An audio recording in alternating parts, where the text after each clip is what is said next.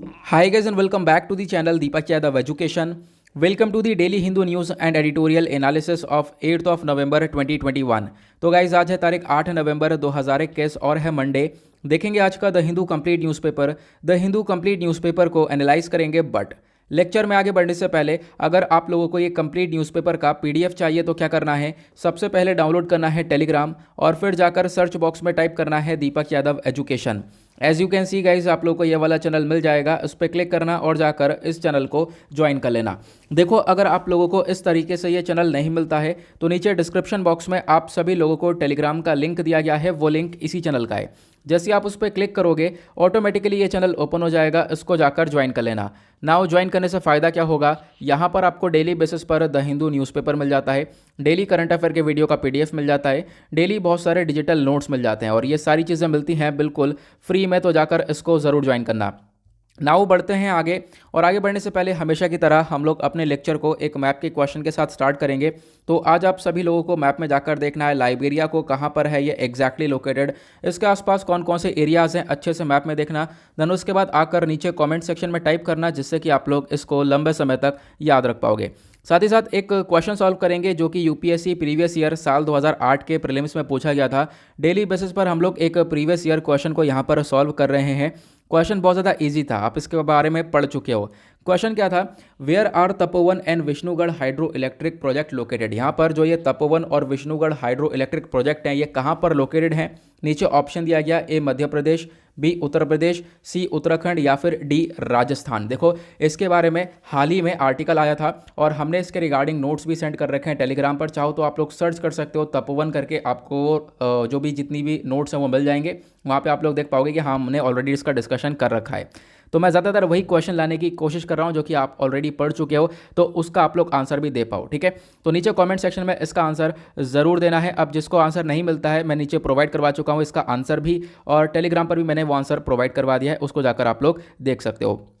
तो चलो शुरुआत करते हैं, लेकिन शुरुआत करने से पहले एक छोटी सी बहुत ज़्यादा इंपॉर्टेंट इन्फॉर्मेशन है कि देखो, अक्टूबर के महीने का जो मंथली करंट अफेयर का कंपाइलेशन है वो मैंने अपलोड कर दिया है आज मॉर्निंग में। हालांकि रोज़ 5 बजे मॉर्निंग में डेली करंट अफेयर का वीडियो आता है। आज मैं उस वीडियो को प्रिपेयर नहीं कर पाया क्योंकि मुझे इस वीडियो को बनाने में काफ़ी टाइम लग गया, लगभग 3 घंटे से ज़्यादा का ये वीडियो देखने को मिलेगा। आज पूरा दिन है आपके पास, इस वीडियो को देख सकते हो। अक्टूबर के जितने भी करंट अफेयर हैं, चाहे वो हिस्ट्री के हों, चाहे वो ज्योग्राफी के हों, चाहे वो पॉलिटी के हों, चाहे वो इकोनॉमिक्स के हों, सारे करंट अफेयर एक ही वीडियो के अंदर कवर कर दिए गए हैं। ओके, नाउ अब यहाँ पर आते हैं हम लोग आर्टिकल पर। जो पहला आर्टिकल है ये काफ़ी ज़्यादा इंपॉर्टेंट हो जाता है, खासकर इंटरनेशनल रिलेशंस के पर्सपेक्टिव से। देखो, यहाँ पे हम डिस्कस करेंगे भारत के कुछ रिलेशंस पाकिस्तान के साथ। आज के टाइम पर रिलेशन काफ़ी ख़राब है, आपको मालूम है, लेकिन आप देख पाओगे एक मेजर इशू देखने को मिलता है। वही सेम इशू भारत और श्रीलंका के बीच में देखने को मिलता है, और उस इशू का नाम है फिशरमैन इशू। आपने इसके बारे में पढ़ रखा है, मैंने काफ़ी बार बताया है। जो पाक बे वाला एरिया है वहाँ पर ये डिस्प्यूट देखने को मिलते हैं। मान लो यहाँ पर जैसे कि इंडिया का मैप है, नीचे की साइड से नीचे आपको श्रीलंका देखने को मिलेगा। इसके बाद वाला जो ये एरिया है, ये पाक बे वाला एरिया, यहाँ पर पाक स्ट्रेट आपको देखने को मिलता है ना। तो यहाँ पर क्या होता है, जो मछुआरे हैं वो मछली मारने के लिए यहाँ पर जाते हैं। अब होता क्या है कि ये जो हमारे इंटरनेशनल बाउंड्री होती है, उस इंटरनेशनल बाउंड्री को वो लोग क्रॉस कर जाते हैं, श्रीलंका की टेरिटरी में घुस जाते हैं, और वहाँ पर जो श्रीलंका नेवी है वो इनको अरेस्ट कर लेती है या फिर कभी कभी गोली भी मार देती है। इस प्रकार का सिनेरियो देखने को मिलता है। तो अपने आप में जो ये मछुआरों वाला इशू है ये वो काफ़ी ज़्यादा इंपॉर्टेंट रहा है इन कंट्रीज़ के बीच में। लेकिन उसके बाद अब देख पाओगे एक फिशरमैन को और मारा गया है। कहाँ पर, पाकिस्तान के अंदर। पाकिस्तान ने एक तरीके से फायरिंग करी है गुजरात के पास में ही, आप कह सकते हो। जैसे कि मान लो यहाँ पर हम लोग एक मैप के थ्रू समझाएं, जैसे मान लो गुजरात वाला एरिया है, अब इधर की साइड आपको पाकिस्तान वाला एरिया देखने को मिलेगा। हुआ क्या होगा, यहाँ पर जो फिशरमैन है वो यहाँ पर एक तरीके से फिशिंग करने के लिए गए और उन्होंने यहाँ पर इंटरनेशनल बाउंड्री को क्रॉस कर दिया होगा, पाकिस्तान की टेरिटरी में आ गए होंगे। और ये सब चीज़ें देखने के बाद पाकिस्तान ने फायरिंग करी है, और उस फायरिंग के दौरान यहाँ पर एक फिशरमैन की जान गई है, ऐसा हमारे पास ये स्टेटमेंट आ रहा है। उसके बाद यहाँ पर ये किसने फायरिंग करी है, तो वह है पाकिस्तान मैरीटाइम सिक्योरिटी एजेंसी। ये आप लोग देख पाओगे, इन्होंने यहाँ पर ये फायरिंग करी है इंडियन फिशिंग बोट के ऊपर, और उसी की वजह से यहाँ पर ये सब कुछ क्रिएट हुआ है। सैटरडे की शाम को ये सारा का सारा इवेंट देखने को मिला है, इसके बारे में आपको ध्यान रखना है। ठीक है, एक व्यक्ति की जान गई है, एक फिशरमैन की जान गई है। उसके बाद लगभग 6 और फिशरमैन्स को एक तरीके से आप कह सकते हो कि उनका अपहरण किया गया, उनको एक तरीके से कस्टडी में भी लिया गया है, आप लोग देख पाओगे। और ऐसे इशू बहुत ज़्यादा देखने को मिलते हैं। लेकिन यहाँ पर होना क्या चाहिए था, पाकिस्तान को ऐसे फायरिंग नहीं करनी चाहिए थी, क्योंकि अगर आप भारत को देखोगे, इंडिया के टेरिटरी के अंदर भी बहुत सारे जो फिशरमैन है वो एंटर कर जाते हैं, लेकिन भारत ने आज तक कभी भी फायरिंग नहीं करी है। ठीक है, तो यहाँ पर आप देख पाओगे इस प्रकार से ये इंसिडेंट हुआ है। और अब देख पाओगे मतलब जो रिलेशंस हैं वो खास पर ऐसे ही बेकार रहने वाले हैं। इंडिया और पाकिस्तान के दोनों के रिलेशंस काफ़ी ज़्यादा खराब पहले से ही हैं, और अब इस इशू की वजह से और ज़्यादा रिलेशंस खराब होते हुए नजर आएंगे, ऐसा स्टेटमेंट दिया गया। देन उसके बाद यहाँ पर आप देख पा रहे होंगे इस पिक्चर में काफ़ी सारी चीज़ें बताई हैं। देखो हमने देखा है कि जो पाकिस्तान के साथ जो ये हम लोग वाटर वाला शेयरिंग है, ठीक है, यहाँ पर बहुत सारे इसी प्रकार के इंसिडेंट देखने को तो मिलते हैं, और पाकिस्तान बहुत सारी इसी प्रकार की फायरिंग करता है, पहले से भी करता हुआ आया है। बहुत सारे लोगों को यहाँ पर पाकिस्तान ने अरेस्ट करके जेल में डाल रखा है, और आज के टाइम पर लगभग 345 फिशरमैन है, 345 मछुआरे हैं जो कि पाकिस्तान की जेल में हैं। ठीक है, और ये जो डेटा है ये दिसंबर 2020 तक का है, ये यहाँ पर बताया गया। तो ये आप लोग देख पा रहे होंगे जितने भी यहाँ पर 345 फिशरमैन हैं, इनमें से लगभग आप कह सकते हो जो 85 हैं इनको अरेस्ट किया गया था 2019 में, और 163 को अरेस्ट किया गया था 2020 में। उसके बाद 63 जो फिशरमैन्स हैं वो लगभग 1 साल से ज़्यादा से मतलब जेल में वहाँ पर कैद हैं, और जो 21 फिशरमैन हैं वो लगभग यहाँ पर 3 साल से लंबे समय से यहाँ पर कैद आपको देखने को मिलेंगे जेल के अंदर, और एक फिशरमैन 5 साल से ज़्यादा टाइम हो चुका है वहाँ पर जेल में रहते रहते। तो ये यहाँ पर बताया गया कि आज के टाइम पर ये इशू अपने आप में बहुत ज़्यादा बड़ा इशू है, और काफ़ी सारे जो फिशरमैन है ये सब पकड़े जाते हैं किसके थ्रू, जो पाकिस्तान की मैरीटाइम सिक्योरिटी एजेंसी है उसके थ्रू। होता क्या है मैंने आपको बता दिया कि बहुत सारे मछुआरे क्या कर जाते हैं, हम अपनी खुद की जो टेरिटरी होती है उसको क्रॉस करके दूसरे कंट्री की टेरिटरी में पहुँच जाते हैं, उसकी वजह से ये डिस्प्यूट देखने को मिलता है। लेकिन इसके लिए होना क्या चाहिए, देखो इसके लिए अक्सर यही होता है कि जो कंट्री वो अपनी एक वार्निंग शॉट देती है, वार्निंग शॉट देती है कि आप लोग यहाँ पर टेरिटरी के अंदर आ चुके हो, आप वापस से जाओ। ठीक है, या फिर वार्निंग शॉट ना दिया जाए तो कस्टडी में ले लिया जाता है, ये चीज़ें देखने को मिलती है। लेकिन जो ये फायरिंग है वो काफ़ी हद तक सही नहीं है, ये हम लोग कह सकते हैं, क्योंकि इंडिया ने भी यहाँ पर कहीं पर भी फायरिंग नहीं करी है। ठीक है, इस इशू पे तो खासकर फायरिंग नहीं की, क्योंकि जैसे मैंने बताया बहुत सारे फिशरमैन भारत की टेरिटरी में भी आ जाते हैं, लेकिन हमने फायरिंग का सोल्यूशन कभी भी देखा नहीं है। तो ये आप लोग को ध्यान रखना है, इसके बारे में ये आर्टिकल आया है। आई होप आपको ये क्लियर हो गया है। अब हो सकता है ना ये वाला जो आर्टिकल है कल एडिटोरियल पर भी हम लोग को देखने को मिले, तो इसको आप अच्छे से देख लेना। आगे बढ़ेंगे नेक्स्ट आर्टिकल की तरफ, और क्या है हमारे लिए इंपॉर्टेंट। यहाँ पर बहुत सारे और छोटे छोटे स्टेटमेंट्स हैं इस पेज नंबर 1 के ऊपर, जो कि बिल्कुल भी हमारे लिए इंपॉर्टेंट नहीं है। ये आप देख पाओगे ये एक पिक्चर है जहाँ पर बहुत सारी जो बर्ड्स हैं वो उड़ रही हैं। ठीक है, माइग्रेटरी बर्ड्स आ रही हैं। अब ये सब कहाँ का सीन है, ये है पोबीतोरा वाइल्ड लाइफ सेंचुरी का, और ये जो वाइल्ड लाइफ सेंचुरी है ये असम के अंदर है, तो इसी वजह से चर्चा में है। अब ये चर्चा में आई है वाइल्ड लाइफ सेंचुरी, तो इसके बारे में आपको काफ़ी सारी इन्फॉर्मेशन दे देता हूँ जो कि काफ़ी इंपॉर्टेंट है, क्योंकि यूपीएससी में हर साल चाहे वो नेशनल पार्क हो, बायोस्फीयर रिजर्व हो, वाइल्ड लाइफ सेंचुरी हो, इनके रिगार्डिंग क्वेश्चन आता ही आता है। आप लोगों ने हर साल प्रीवियस ईयर क्वेश्चन देखे होंगे। ठीक है, तो यहाँ पर क्या है, आर्टिकल जीएस पेपर 3 के पर्सपेक्टिव से इंपॉर्टेंट हो जाएगा। पोबीतोरा वाइल्ड लाइफ सेंचुरी आप देख पाओगे ये असम के अंदर है, और एक तरीके से देखो वहाँ पर आपको बहुत सारे नेशनल पार्क आपको देखने को मिलते हैं असम के अंदर। एक आपको देखने को मिलता है काजीरंगा नेशनल पार्क, है ना। काजीरंगा नेशनल पार्क के अंदर एक सींग वाला राइनो काफ़ी ज़्यादा पाया जाता है, और फिर काजीरंगा नेशनल पार्क के बाद पोबीतोरा वाइल्ड लाइफ सेंचुरी के अंदर भी जो एक सींग वाला राइनो है वो काफ़ी मात्रा में देखने को मिलता है, ये आपको ध्यान रखना है। पोबीतोरा का हम लोग मिनी काजीरंगा भी बोलते हैं, क्योंकि यहाँ का जो लैंडस्केप है या वेजिटेशन है जो यहाँ का वो काफ़ी हद तक सिमिलर है काजीरंगा से ही। देन उसके बाद इस वाइल्ड लाइफ सेंचुरी के अंदर वन हॉर्न राइनो के अलावा और भी बहुत सारे जानवर पाए जाते हैं, जैसे कि लेपर्ड हो गया, leopard cat, fishing cat, jungle cat, feral buffalo, इसी प्रकार के और भी बहुत सारे यहाँ पर जानवर देखने को मिलते हैं। इसके बारे में आप एक छोटा सा आइडिया रख सकते हो। देन उसके बाद इस वाइल्ड लाइफ सेंचुरी के अंदर जो वाटर हेसिंथ है वो काफ़ी ज़्यादा मात्रा में पाया जाता है, और इनफैक्ट एक सबसे बड़ी प्रॉब्लम है। वाटर हेसिंथ क्या है, एक एक्वाटिक प्लांट है, पानी में उगने वाला यहाँ पर एक पौधा है आप कह सकते हो, और ये क्या होता है बहुत ज़्यादा मात्रा में आज के टाइम पर उग रहा है, और बहुत ज़्यादा तरीके से इसने एक तरीके से पानी को पूरी तरह से घेर देता है। तो क्या है अब इसका सोल्यूशन क्या निकलेगा, तो सोल्यूशन ये निकाला है इसी वाटर हेसिंथ का यूज़ करके हम लोग आज के टाइम पर जो चारपाई होती है, मैट जो होती है बेसिकली, उस मैट को हम लोग बना रहे हैं। ये एक सोल्यूशन निकाला गया है। मैं आपको एक बार मैप में भी पिक्चर में दिखाता हूँ। सबसे पहली बात यहाँ पर ये वाइल्ड लाइफ सेंचुरी कहाँ पर है, तो आप देख पाओगे इस वाले एरिया में ये पोबीतोरा वाइल्ड लाइफ सेंचुरी ये देखने को मिलेगी। देन उसके बाद वाटर हेसिंथ कुछ इस प्रकार से ये देखने को मिलता है, आप कह सकते हो जो वाटर रिजर्वॉयर मतलब कि जो भी हमारा वाटर रिसोर्स है उसके ऊपर इस प्रकार से जम जाता है। कोई झील है, झील के ऊपर इस प्रकार से यहाँ पर ये वाटर हेसिंथ पूरी तरह से उग जाता है। अब इसका सोल्यूशन ये है कि हम लोग इस वाटर हेसिंथ का यूज़ करके ये मैट बना रहे हैं, और इस मैट से हम लोग इससे पैसा भी कमा सकते हैं। ये यहाँ पर एक बहुत बड़ा कॉन्सेप्ट है जिसके बारे में आपको ध्यान रखना है। आगे बढ़ेंगे नेक्स्ट आर्टिकल की तरफ। और क्या है हमारे पास इंपॉर्टेंट, एक आर्टिकल ये है, यहाँ पर आप कह सकते हो एक पर्सनैलिटी है जिनका नाम है अब्दुल जब्बर। ये आप लोग देख पाओगे, इनका पिक्चर आपको दिख रहा होगा। तो भोपाल के अंदर एक गैस ट्रेजेडी हुई थी, आपको मालूम होगा 1984 के अंदर काफ़ी भयंकर ट्रेजेडी थी। अब क्या है ना कि उस ट्रेजेडी के अंदर इन्होंने बहुत ज़्यादा हेल्प करी थी बहुत सारे लोगों की, ठीक है, बहुत सारे विक्टिम्स लोगों की हेल्प की थी। इनफैक्ट आज के टाइम तक उन विक्टिम्स लोगों के साथ ही यहाँ पर ये रह रहे हैं। तो इसी सब चीज़ों को देखते हुए क्या है कि इनको पद्मश्री अवार्ड देने की बात की है। तो ये आर्टिकल इसी वजह से चर्चा में है। तो यहाँ पर इनको पद्मश्री अवार्ड दिया जाएगा मंडे में दरबार हॉल के अंदर राष्ट्रपति भवन में, ठीक है। तो ये एक सबसे बड़ा एक तरीके से आर्टिकल बन सकता है वनडे एग्जाम के पर्सपेक्टिव से, इसके बारे में आपको ध्यान रखना है। तो ये जो जब्बर भाई हैं एक तरीके से ये जाने जाते हैं, काफ़ी ज़्यादा पॉपुलर हैं भोपाल के अंदर। और इनफैक्ट यहाँ पर इनके खुद के 3 बच्चे हैं, एक वाइफ है, और ये सब यहाँ पर आज के टाइम पर रह रहे हैं उन विक्टिम्स के साथ ही जो कि कहीं ना कहीं उस गैस ट्रेजेडी के अंदर अफेक्टेड थे। उन विक्टिम्स के साथ यहाँ पर ये रहते हुए नज़र आ रहे हैं आज के टाइम पर। हालांकि सरकार ने काफ़ी कुछ हेल्प प्रोवाइड करवाने की इनको बात की है, लेकिन उन्होंने यहाँ पर कोई भी हेल्प को एक्सेप्ट नहीं किया है। ये आप लोग देख पाओगे, कोई भी हेल्प इन्होंने सरकार से नहीं ली है, और आज के टाइम पर ये विक्टिम्स के साथ ही रहते हुए नजर आएंगे, ठीक है। तो यहाँ पर इन्हीं सब चीज़ों को देखते हुए पद्मश्री अवार्ड यहाँ पर पद्मश्री अवार्ड से इनको सम्मानित करने के लिए कहा गया है। नाउ अब यहाँ पर कुछ चीज़ें जो कि इंपॉर्टेंट है, जैसे कि हमने पद्म अवार्ड्स के बारे में डिस्कस किया है, तो यहाँ पर क्वेश्चन आ सकता है क्योंकि अवार्ड्स भी हमारे सिलेबस का एक छोटा सा पार्ट है और अवार्ड्स के रिगार्डिंग क्वेश्चन बन सकते हैं। बात करते हैं आर्टिकल की, तो प्रीलिम्स के पर्सपेक्टिव से इंपॉर्टेंट हो जाएगा। और जो पद्म अवार्ड्स हैं बेसिकली इनको अनाउंस किया जाता है रिपब्लिक डे पर, हर साल यहाँ पर अनाउंस किया जाता है। इन अवार्ड्स को लाया गया था 1954 के अंदर। मेन ऑब्जेक्टिव क्या है? मेन ऑब्जेक्टिव ये है इन अवार्ड्स का कि लोगों ने जो अचीवमेंट किया है, लोगों ने कुछ एक्सेप्शनल काम किया है, दूसरे लोगों से हटकर काम किया है, उनको हम लोग यहाँ पर एक पहचान दे सकें, ठीक है, इस अवार्ड के माध्यम से। ये जो अवार्ड होते हैं ये अलग अलग कैटेगरीज के अंदर होते हैं। एक होता है पद्म विभूषण, एक होता है पद्म भूषण, और एक होता है पद्मश्री। यहाँ पर आर्टिकल में बात की गई है पद्मश्री की, आपको याद रखना है, ठीक है। जो पद्म विभूषण होता है ये सब एक्सेप्शनल कैटेगरी के लिए होते हैं। यहाँ पर कोई ऐसा व्यक्ति जिन्होंने काफ़ी हटकर काम किया है, ठीक है, काफ़ी यूनिक काम किया है और काफ़ी फ़ायदा हुआ है लोगों को, देन उसके बाद यहाँ पर आप कह सकते हो कि ये अवार्ड दिया जाता है। पद्म विभूषण की बात करें तो एक हाईएस्ट अवार्ड इस पूरे के पूरे चेन के अंदर देखने को मिलता है।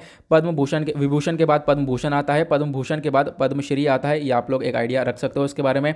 जो ये अवार्ड्स हैं ये मतलब हर फील्ड के अंदर दिया जाता है। मान लो ऐसा नहीं है कि किसी पर्टिकुलर एक्टिविटी के लिए दिया जाएगा, ऐसा कुछ भी नहीं है। चाहे आप सोशल वर्कर हो, चाहे पब्लिक अफेयर में काम कर रहे हो, चाहे साइंस एंड इंजीनियरिंग कैटेगरी हो गई, चाहे ट्रेड इंडस्ट्री की कैटेगरी होगी, चाहे medicine, literature, education, sports, civil service, और भी बहुत सारी जो भी कैटेगरीज हो गई, सभी के लिए यहाँ पर इस अवार्ड को रखा गया। तो अलग अलग कैटेगरीज के लिए दिया जाता है। क्वेश्चन यह है कि सर यहाँ पर एलिजिबिलिटी क्या है, कौन कौन एलिजिबल होता है इस अवार्ड के लिए। देखो एलिजिबिलिटी के लिए कोई भी यहाँ पर डिस्क्रिमिनेशन नहीं है, हर एक व्यक्ति यहाँ पर एलिजिबल है पद्म अवार्ड्स के लिए। हर एक व्यक्ति, यहाँ पर कोई भी भेदभाव रेस को लेकर, ऑक्यूपेशन को लेकर, पोजीशन, सेक्स को लेकर कहीं भी यहाँ पर भेदभाव नहीं हुआ है। तो यहाँ पर हर एक व्यक्ति एलिजिबल है। वो अगर एक्सेप्शनल काम करता है तो यहाँ पर उसको ये अवार्ड दिया जाएगा।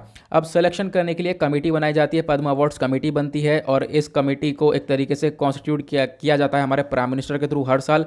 और फिर उसके बाद ये कमेटी पूरी लिस्ट तैयार करती है। देन उसके बाद यहाँ पर पद्म अवार्ड्स लास्ट में दिए जाते हैं। और वो जो अवार्ड है वो कौन देता है? प्रेसिडेंट देते हैं। आपको इसके बारे में भी ध्यान रखना है, ठीक है। हर साल यहाँ पर मार्च अप्रैल के महीने में यहाँ पर जो हमारे प्रेसिडेंट है वो अवार्ड्स देते हुए नजर आते हैं।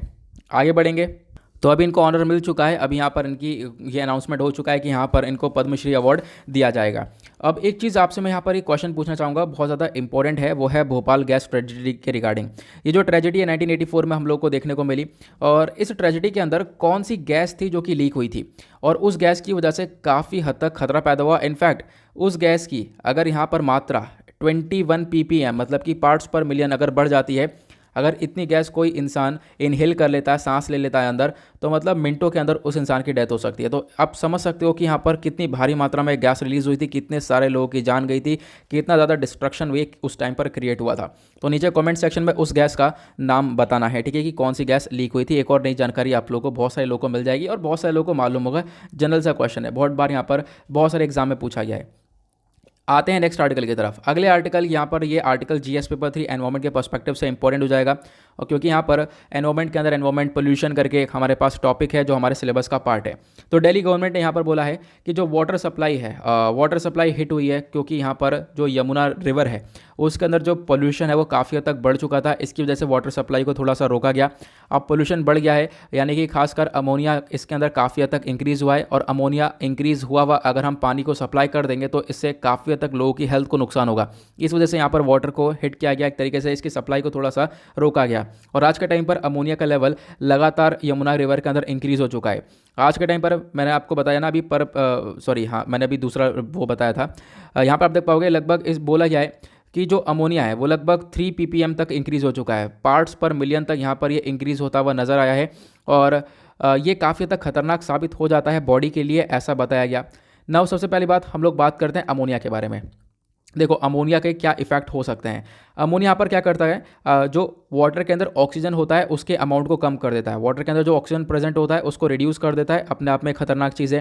देन उसके बाद जो अमोनिया है अगर पानी के अंदर उसका लेवल 1 ppm से ज़्यादा होगा तो वो मछलियों के लिए काफ़ी खतरनाक है। और यहाँ पे हमने डिस्कस किया कि जो अमोनिया का लेवल है पानी के अंदर वो 3 ppm तक पहुँच चुका है। तो यहाँ पर क्या है, अगेन काफ़ी हद तक खतरनाक रहेगा फिशेज़ के लिए, फिशेज़ के साथ साथ ह्यूमन बींग्स के लिए भी काफ़ी खतरनाक रहेगा। कैसे?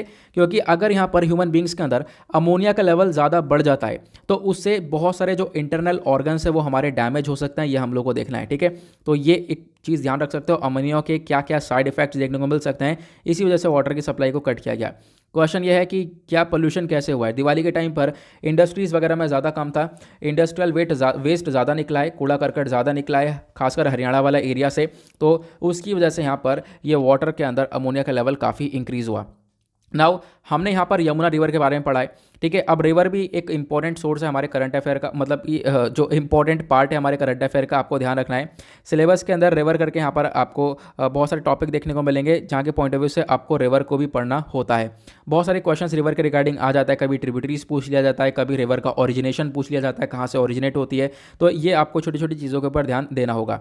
यमुना रिवर की बात करें तो इसका सोर्स क्या है, जो ये रिवर यमुना है एक तरीके से मेजर ट्रिब्यूटरी है, एक सहायक नदी है गंगा रिवर की, आपको ध्यान रखना है। ये कहाँ से ओरिजिनेट होती है, ये यमुनोत्री ग्लेशियर से निकल कर आती है नदी। ठीक है, कौन से वाले रीजन से, लोअर जो हिमालयाज हैं उत्तरकाशी के अंदर, वहाँ से ये नदी निकल कर आती है, इसके बारे में आपको ध्यान रखना है। और उसके बाद यहाँ पर आगे जाकर खासकर प्रयाग वाले राज वाले एरिया के अंदर, प्रयागराज में जो एक तरीके से जो यमुना नदी है वो गंगा से मिल जाती है। ठीक है, संगम वाले एरिया पर, तो आपको ध्यान रखना है प्रयागराज में जाकर ये गंगा से मिल जाती है। अभी मैं आपको मैप में दिखाऊंगा तो आपको अच्छे से क्लियर हो जाएगा। तो ये नदी कहाँ से निकल कर आती है, हिमालय से निकल कर आती है, काफ़ी सारे एरिया से घूमते घामते उत्तर प्रदेश, उत्तराखंड, हिमाचल प्रदेश, हरियाणा, दिल्ली। देन उसके बाद यहाँ पर क्या होता है, प्रयागराज के अंदर ये गंगा से मिल जाती है, तो आपको ध्यान रखना है इसके बारे में। यमुना रिवर की जो लेंथ है वो लगभग 1376 किलोमीटर्स के आसपास देखने को मिलेगी। प्लस यहाँ पर इस रिवर के ऊपर बहुत सारे इंपॉर्टेंट डैम भी हैं, जैसे कि उत्तराखंड के अंदर एक बांध बनाया गया है जिसका नाम है लखवर व्यासी डैम, और हरियाणा के अंदर एक डैम है जिसका नाम है तेजवाला बैरेज डैम, और भी बहुत सारे डैम है, लेकिन ये पॉपुलर डैम है जिनके बारे में क्वेश्चन पहले को बहुत सारे कॉम्पिटिटिव एग्जाम्स में पूछा गया है। देन उसके बाद यमुना नदी की बहुत सारी इंपॉर्टेंट ट्रिब्यूटरीज हैं, सहायक नदियाँ हैं। ट्रिब्यूटरीज के रिगार्डिंग क्वेश्चन आता है तो आपको ध्यान रखना है कौन कौन सी ट्रिब्यूटरीज हैं। एक है चंबल, दूसरा सिंध है, तीसरी बेतवा, चौथी केन, फिर उसका तोन, उसके बाद हिंदौन। तो ये आपको ध्यान रखना है, कुछ ये ट्रिब्यूटरीज हैं, सहायक नदियाँ हैं यमुना रिवर की। अभी मैं आपको मैप में भी यहाँ पर इस रिवर के बारे में दिखा देता हूँ ताकि आप लोगों को थोड़ा सा चीज़ें अच्छे से क्लियर हो जाएँ। ठीक है, ये आप लोग मैप देख पा रहे होंगे, ये जो डार्क ब्लू कलर की रिवर है ये यहाँ से हिमालय से निकल कर आ रही है। देन उसके बाद ये सारे एरियाज निकल कर आते हुए क्रॉस करते करते जो इलाहाबाद वाला रीजन है यहाँ पर ये गंगा से मिल जाती है। ठीक है, तो आपको ध्यान रखना है, फिर गंगा में जाकर ये आगे मिल जाती है। ओके, तो ये आपको एक छोटा सा आइडिया रखना है इसके बारे में। काफ़ी ऐसा लग रहा है मुझे कि काफ़ी तेज़ी से मैं यहाँ पर आज बोल रहा हूँ, क्योंकि पता है कल मैंने 3 घंटे का वीडियो रिकॉर्ड करा है और उसकी वजह से यहाँ पर मतलब स्पीड ऐसी बनी हुई है, अभी गले ही बहुत ज़्यादा दर्द हो रहा है। सोच रहा हूँ जल्दी से यहाँ पर फिनिश हो जाए वीडियो। कोई बात नहीं, धीरे धीरे हम फिनिश करेंगे, सारी इंपॉर्टेंट चीज़ें जैसे कवर करते हैं वैसे ही कवर करेंगे। ठीक है, तो बढ़ते हैं आगे। यहाँ पर एक पिक्चर आपको दिख रहा होगा छोटा सा, इस पिक्चर के अंदर एक फेस्टिवल के बारे में चर्चा की गई है। उस फेस्टिवल का नाम है नगुला चवथी। ठीक है, ये फेस्टिवल आप देख पाओगे, ये कहाँ पर मनाया जाता है, आंध्र प्रदेश के अंदर। तो अभी इस फेस्टिवल के बारे में पढ़ेंगे क्योंकि जो फेस्टिवल के रिगार्डिंग बहुत सारे क्वेश्चंस आते भी हैं और GS paper 1 art and culture के नाम से हमारे यहाँ पर एक पूरा का पूरा सिलेबस देखने को मिलेगा। तो उसके अंदर यहाँ पर ये टॉपिक काफ़ी इंपॉर्टेंट हो जाएगा। तो मैंने काफ़ी बार इसके बारे में बताया भी है, एक सेकंड में आप लोग को दिखाता हूँ। ये वाला पिक्चर मैंने पिछले साल भी शेयर किया था, ठीक है, नगुला छावती के बारे में। तो इस पूरे फेस्टिवल के बारे में यहाँ पर इस पिक्चर में मेंशन किया हुआ है, यहाँ पे आप लोग देख सकते हो, ठीक है। मतलब कि जो राइटिंग फॉर्म में मैं प्रोवाइड नहीं करवा पाया हूँ, एक पिक्चर मिला मुझे, तो मैंने यहाँ पर इसका स्क्रीनशॉट पहले ले रखा था, तो मैंने सोचा इसी को फॉरवर्ड कर देते हैं आगे।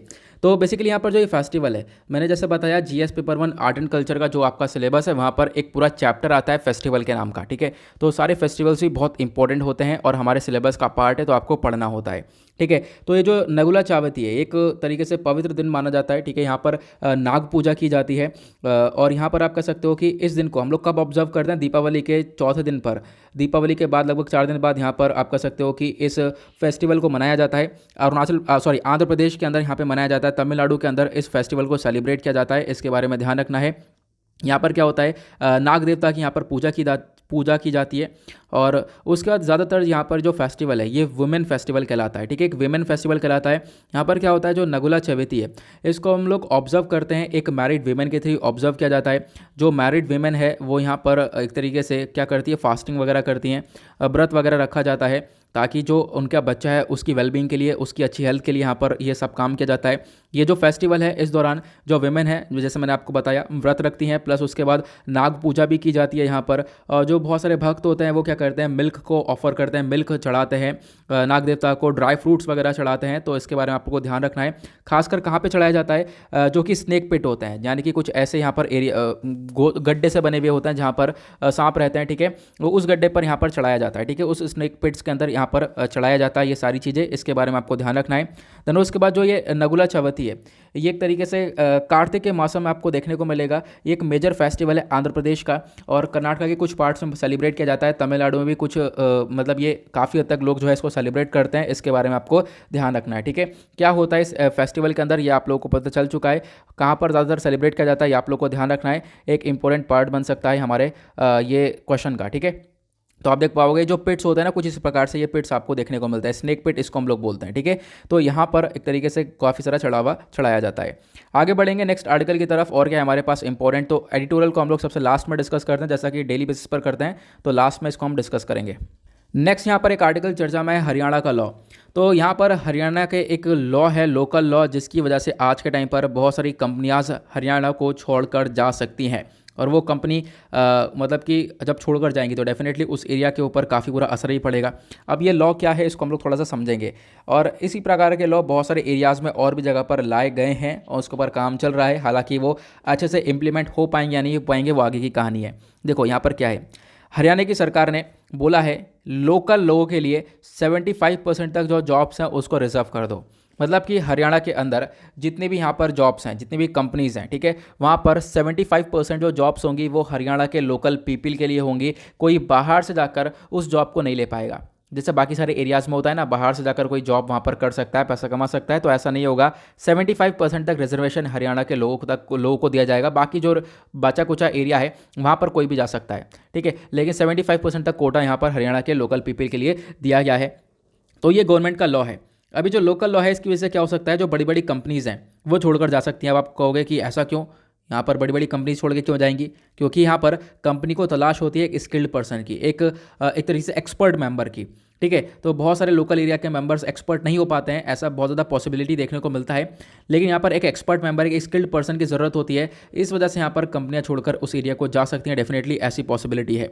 उसके बाद ये जो लॉ है ये 15 जनवरी 2022 से लागू होता हुआ नजर आएगा। यहाँ पर बोला गया है को मान लो कोई छोटी सी फर्म है जहाँ पर 10 लोगों की फर्म है या फिर 10 लोगों से ज़्यादा की फर्म है, तो वहाँ पर 75% 75% तक जो रिजर्वेशन होगा वो हरियाणा के लोकल पीपल के लिए होगा। लेकिन एक कंडीशन है, ये जो एक तरीके से रिजर्वेशन रखा गया है ये एक सैलरी बेस्ड रिजर्वेशन रखा गया है। मतलब कि 30,000 तक की जो नौकरी होगी, 30,000 तक की नौकरी के लिए 75% रिजर्वेशन रहने वाला है, ये आपको ध्यान रखना है, ठीक है। इससे ऊपर की जो नौकरी होगी, 30,000 से ऊपर तक की नौकरी होगी, वहाँ पर कोई रिजर्वेशन नहीं होगा, ये आप लोगों को ध्यान रखना है। कोई जॉब है जो कि 30,000 रुपये महीना प्रोवाइड करवा रहा है या 30,000 रुपये से महीना से नीचे के जितनी भी सैलरीज हैं उन सब के अंदर 75% तक रिजर्वेशन रहने वाला है। और उस 75% के अंदर हरियाणा के लोकल पीपल यहाँ पर काम करेंगे।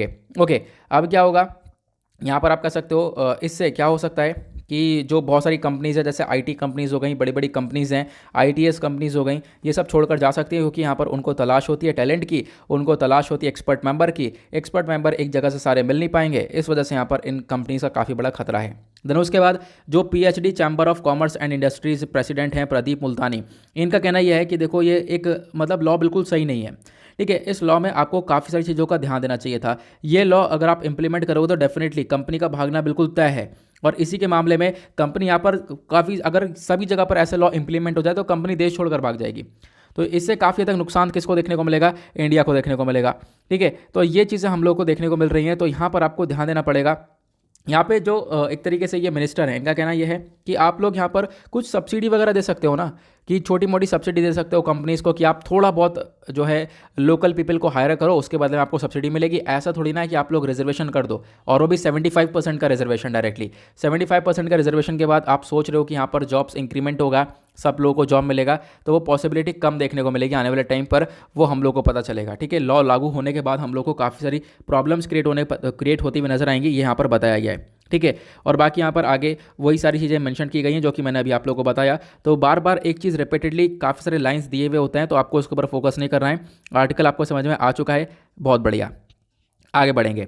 उसका नेक्स्ट आर्टिकल की तरफ आएंगे। यहाँ पर काफ़ी सारे जो आर्टिकल हैं एक तरीके से वो पॉलिटिक्स से भरे हुए हैं, तो इनको आप लोगों को स्किप करना है। छोटे छोटे आर्टिकल्स हमारे एग्जाम के पर्सपेक्टिव से इंपॉर्टेंट नहीं है, डायरेक्टली हम लोग इंपॉर्टेंट आर्टिकल पर कूदेंगे।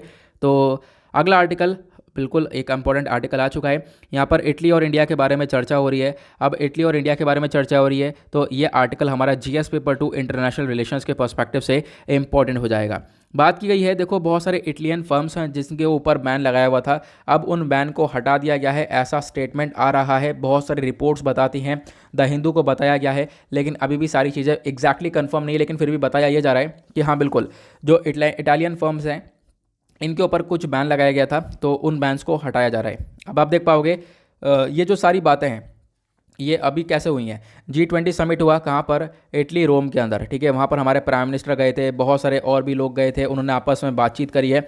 और इन्हीं सब चीज़ों को देखते हुए हमारे प्राइम मिनिस्टर मोदी जी ने इटालियन काउंटर पार्ट से मिलकर आए, जिनका नाम है मारियो द्राघी। और यहाँ पर सोर्सेस कंफर्म करते हैं कि हाँ बिल्कुल क्या हुआ है कि जो इटली के डिफेंस कंपनीज़ है, कुछ डिफेंस कंपनीज़ है, ठीक है, उनके ऊपर बैन लगा रखा था हमने, लेकिन अब यहाँ पर उस बैन को हटा दिया गया है, ऐसा हमारी सरकार ने डिसाइड किया है। ये आप लोग स्टेटमेंट देख पाओगे। कौन सी कंपनी है? डिफेंस कंपनी है, ध्यान रखना है इसके बारे में।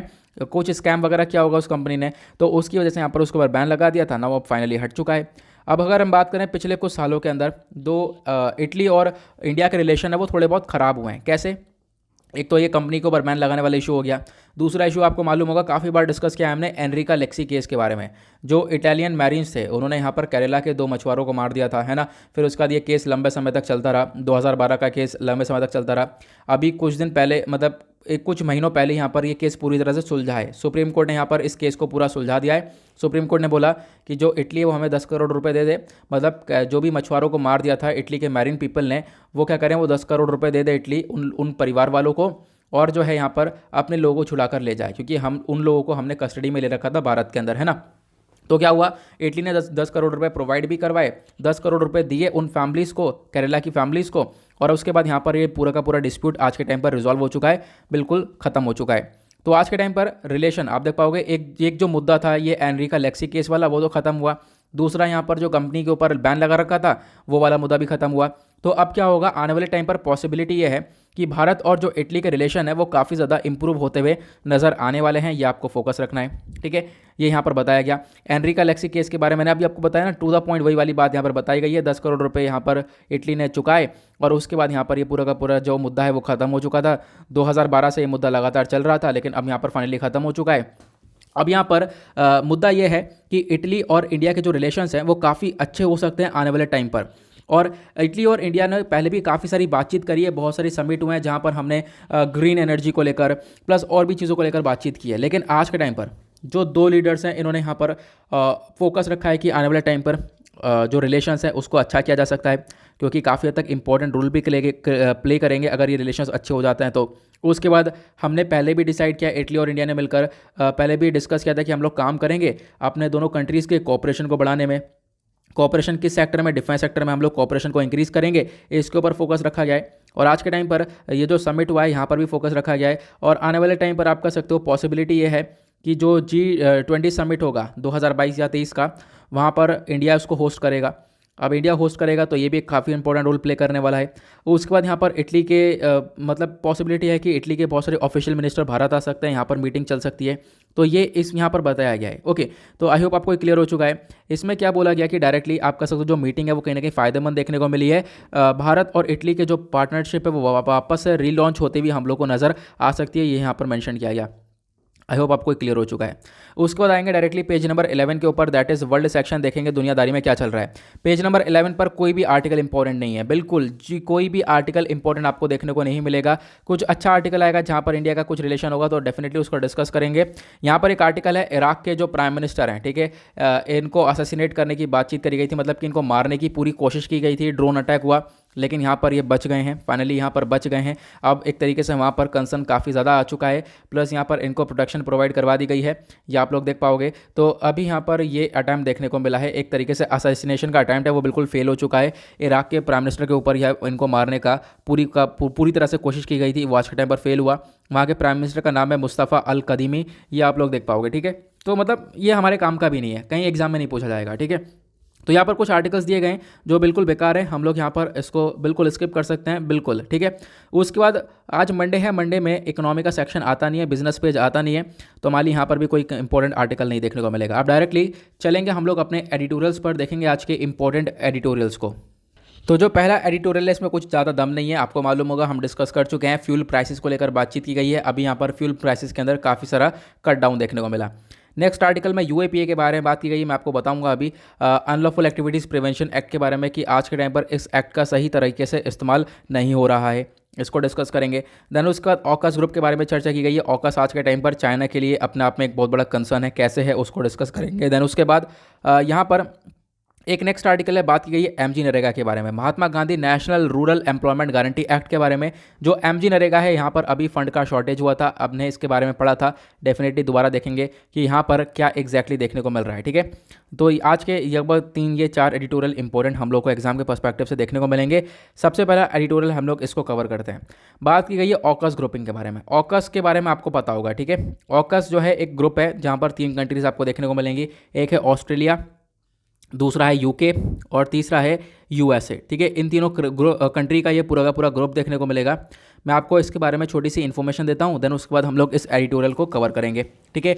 यहाँ पर ऑकस के बारे में मैं आपको बता दूँ तो रिसेंटली यहाँ पर यूएस ने इस पूरे के पूरे ट्राइलेटरल सिक्योरिटी पार्टनरशिप ग्रुप का अनाउंसमेंट करा था, और यहाँ पर बोला गया है कि जो ऑकस ग्रुप बनाया जाएगा, अब इसके थ्रू क्या होगा, जो यूएस हो गया या फिर जो यूके हो गया, ये दोनों मिलकर ऑस्ट्रेलिया को क्या करेंगे, सपोर्ट प्रोवाइड करवाएंगे, ऑस्ट्रेलिया को सबमरीन टेक्नोलॉजी देंगे, ठीक है, न्यूक्लियर सबमरीन टेक्नोलॉजी देंगे। ऑस्ट्रेलिया के पास न्यूक्लियर सबमरीन टेक्नोलॉजी आज के टाइम पर है नहीं, तो ये टेक्नोलॉजी प्रोवाइड करवाई जाएगी, ऐसा बताया गया है। नाउ अब जो ये ग्रुप है इसका मेन काम क्या होगा, ये जो पूरा ग्रुप है वो इंडो पैसिफिक ओशन के ऊपर ध्यान रखने वाला है। Indian ocean plus Pacific ocean, इन दोनों को मिलाकर इंडो पैसिफिक बनता है, इस एरिया के ऊपर ध्यान देगा।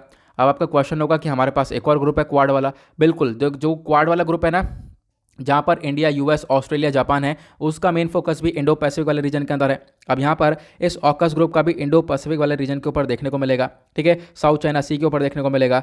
इन तीनों कंट्रीज़ का ऑलरेडी काफ़ी बड़ा ग्रुप है, आप देखने को मिलेगा 5 अलायंस के अंदर ये तीनों कंट्रीज स्टैंड करती हैं। इन तीनों कंट्रीज़ का पहले से ही काफ़ी बड़ा रोल है, पहले ही वर्ल्ड वॉर में इन तीनों कंट्रीज साथ में मिलकर रोल प्ले कर चुकी हैं।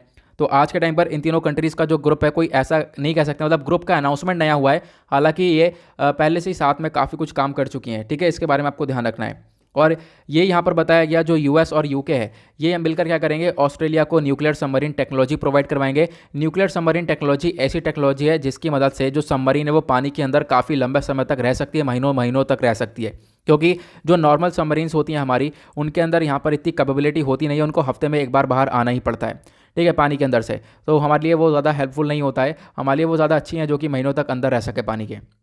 तो ये टेक्नोलॉजी यहाँ पर प्रोवाइड करवाने की बात की गई है ऑस्ट्रेलिया को, और इस प्रकार की जो टेक्नोलॉजी है वो ऑलरेडी बहुत सारी कंट्रीज़ के पास है, यूएस के पास है, इंडिया के पास भी है, चाइना के पास भी बहुत सारी इसी प्रकार की टेक्नोलॉजीज़ हैं, फ्रांस के पास भी है। तो अब यहाँ पर ऑस्ट्रेलिया को भी इसके अंदर ऐड किया जाएगा, ये आप लोग देख पाओगे। नाउ अब यहाँ पर ऑथर बोलते हैं कि ऑकस ग्रुप पे आज के टाइम पर चाइना के लिए दिक्कत है, कैसे, और बहुत बड़ी दिक्कत है। और साथ ही साथ क्वाड से भी इसको कंपेयर किया गया है, एक एक करके डिस्कस करेंगे। सबसे पहली बात, ये जो ट्राइलेटरल सिक्योरिटी एग्रीमेंट है तीनों कंट्री का, ऑकस जिसको बोला गया है, ये कंटिन्यूअस लगातार न्यूज़ में है जब से ये बनकर आया है।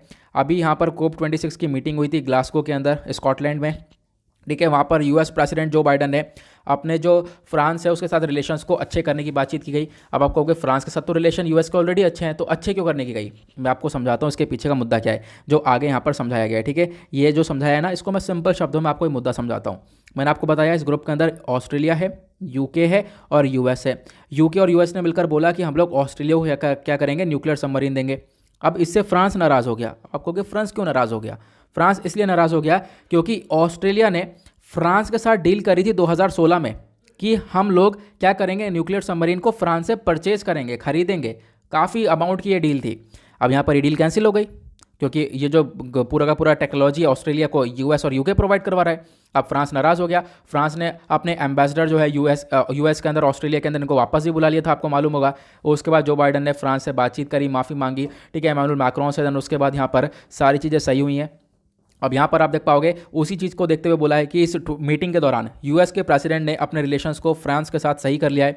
फ्रांस के जो प्रेसिडेंट है इमैनुअल मैक्रोन के साथ अच्छी खासी बातचीत करने के बाद जो ये सबमरीन डील थी, अब इसका मुद्दा बिल्कुल सुलझा दिया है, फ्रांस को समझा दिया है। यूएस ने बोल दिया कि हमें गलती हो गई, हमें कुछ पता नहीं था, हमें इतना ज़्यादा ध्यान नहीं था इसके बारे में। तो अब यहाँ पर फिलहाल तो ये मुद्दा सुलझ चुका है, ये यहाँ पे बताया गया। देन उसके बाद यहाँ पर जो ये ऑकस ग्रुप है, इसमें एक आसियान फैक्टर भी यहाँ पर रोल प्ले करता है। आसियान मतलब एक पूरा ग्रुप है, association of south east Asian nation का। यहाँ पर बहुत सारी साउथ ईस्ट कंट्रीज़ आपको आसियान के अंदर देखने को मिलेंगी। कौन कौन सी कंट्रीज है नीचे कमेंट सेक्शन में ज़रूर लिखना इसके बारे में।